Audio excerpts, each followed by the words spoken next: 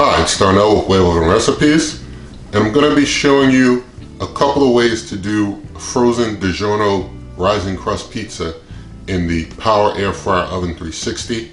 And so I'm going to do the first one now, and that's going to be a Rising Crust pepperoni type of a hot pepperoni pizza. So I'm going to be showing that to you now, and we're going to do that, and then another day I'll do another one so that you can see things done two different ways with cooking these pizzas up. And so let's get started now. Alright, so here we have a Digiorno Original Rising Crust bold and spicy flavor, spicy selections. So it's like pepperoni and poblano, and it's spicy. So it's also got some crushed red pepper flakes in there, and made with pork, chicken, and beef. So before I even open this up, I'm just going to turn the selection dial on the Power Air Fryer Oven 360 over to pizza, and I'm going to turn it all the way up to 450 degrees. I'm going to leave the cooking time at 20 minutes. It may take that long, it may not, but I'm going to go ahead and start it preheating. And for this method, I'm going to allow it to preheat fully, and then I'm going to put the pizza into the oven. So for now, while it's preheating, I'm just going to go ahead and take the pizza out of the box. Normally you would cook it at 400 degrees for 22 to 23 minutes. So we'll see what happens here. I'm just going to leave it in its holder here, and once the oven heats up, I'll just go ahead and slide it right on in there.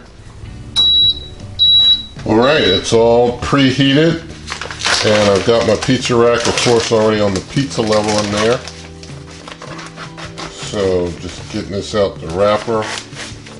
This oven's too small to use a pizza pan or anything of that nature. I'm going to just slide it right in on there on the rack, and you got to kind of just lift it up a little bit to get it in there. So it's in there on the rack, and going to go ahead and just let it continue cooking.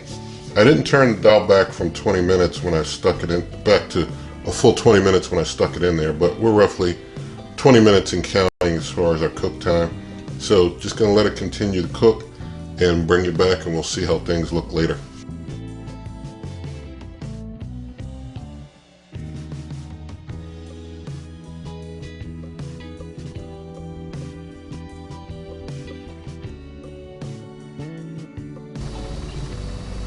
Alright, we're almost 15 minutes in, and you can see how things look at 15 minutes. I think for some of you, that's right where you like it probably. So a lot of you probably would stop at 15 minutes. Some of you know I'm probably going to go for a little more crisp of a cook on it.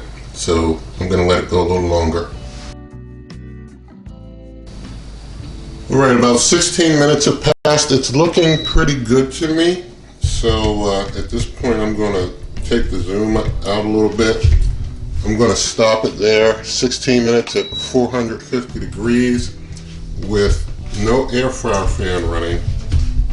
So I'm going to just kind of slide things over a bit as I get the pizza out of the smart oven.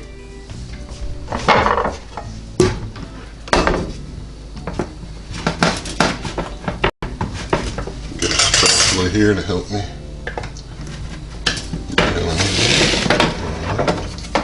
Get it on my pizza peel good. Well, I slid my rack right out. So here's my completed pizza. Gonna get the camera adjusted for you. Alright, so I'm gonna turn the 360 off. So now it's off. We see our completed pizza. Alright, I'd say this looks like the perfect pizza to me. I mean, it took 16 minutes. I gave it the preheat. 450, no air fryer fan. Pretty good stuff. Alright, I'm just going to plate this slice right here. This pizza's still piping hot, so you get that extra pepperoni there. Still piping hot, so I'm going to give it a couple of minutes to cool down a bit, and when I bring it back, it'll be taste testing time. Alright, our completed pizza. Just 16 minutes cooking time from the Power Air Fryer Oven 360. That's pretty good. Bottom feels crisp.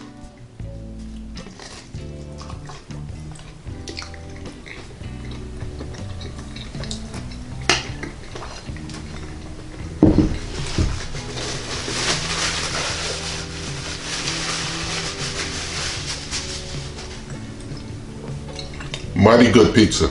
Crisp crust. Very good. Good job there. Power Air Fryer Oven 360. Good job is all I can say. Okay, so here we are, another day, another pizza, and this time we have a Digiorno Rising Crust. It's still the original Rising Crust for consistency there. But this one has spinach, mushroom, and garlic. So we'll see how this one tastes. I will say that earlier on that I had the hot pepperoni, that was a fabulous pizza. I mean, that's to me one of the best Digiorno pizzas they make. So with this one, I'm going to do a cook where I don't wait on the preheat, just pop it in and let it go. So I'm turning the selection dial down to pizza, turning the temperature up to 450 degrees. I'll leave the time at 20 minutes. I guess if I were to expect how long this will take, since I'm not waiting on the preheat, I'd say that it'll probably get down to about 10 minutes when it's done. Probably still be a total of 16 minutes or so, 15, 16 minutes. But we'll see how this goes. So before I start it, getting the pizza unwrapped, got that pizza tray, the pizza rack on the level that is recommended for pizza, and going to just slide it on in there. Yeah, get it off that cardboard. Alright, and always got to kind of lift them up a little bit. It seems like things are so tight in there, if you just slide it straight in, you kind of hit the ridge of the rack, and so you just have to lift it up a little bit, or I guess I could flip the rack around if I wanted to, just slide it just on easily, but either way, it gets in there. So we've got things set, going to hit start, and so it's starting its preheat, and also after it gets done with its preheat, it'll start cooking. So I'll try and give you some view of things while it's cooking, just to see a little time-lapse action.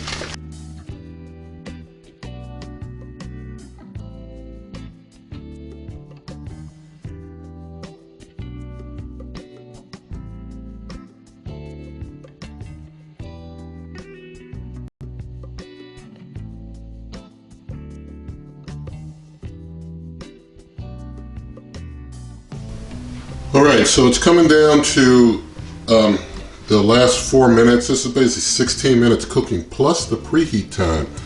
And now it's starting to look done to me, and I'm going to hit the start pause button to stop it. And I'm going to go ahead and back out the zoom here. I'm going to get that pizza out. But basically, we haven't gained any time by putting it in. Sorry about that. By putting it in while it was preheating, we didn't really gain anything in this case. Here's our completed pizza. I don't really feel that anything was gained. I'm going to, I guess it depends on how it tastes and all, and how crisp the crust is, but let me get the camera adjusted a little bit for you. Alright, so our completed pizza here. It took 16 minutes plus the full preheat time. That's like about 21, 22 minutes. I'm not seeing that there was any point. I'm just going to hit the cancel button to turn the 360 off.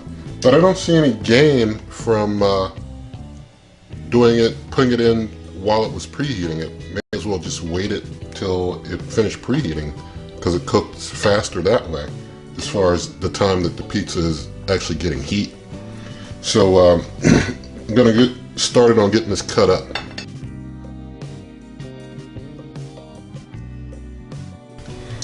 Alright, we got it all cut up. Going to take this piece here for the taste test. I will point out that both pizzas were kept in the same freezer, so I don't feel there was any difference as far as one pizza being colder than the other or anything of that sort. I just feel that there's no point to putting the pizza in before it's done preheating, given these results. But let me get the camera swapped around, we'll taste test, we'll check out how crunchy this crust is and such. Alright, here's our pizza, still piping hot. The crust feels nice and crunchy. You can see it's very well cooked there. Very well cooked crust.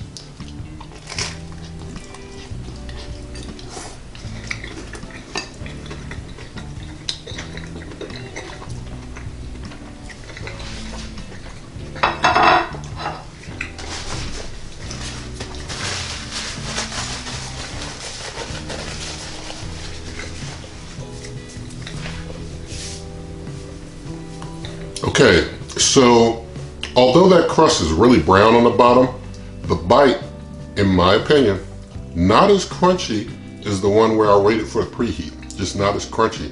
It's crunchy. It's real crunchy. It's good. I mean, it's good. You know, it turned out great. But, you know, just being picky, nitpicky, you know, the bite is just not as crunchy as the one where I waited for the preheat. So, I'd say, you know, wait for the preheat. Then put your pizza into the Power Air Fryer Oven 360. Cooks up great. You can, you know, just set the timer for 16 minutes cook time. It turns out well, but that's my opinion. I'd like to hear yours in the comments. You can also share this video with any friends that might be interested. And always be sure to subscribe to the channel and give this video a thumbs up.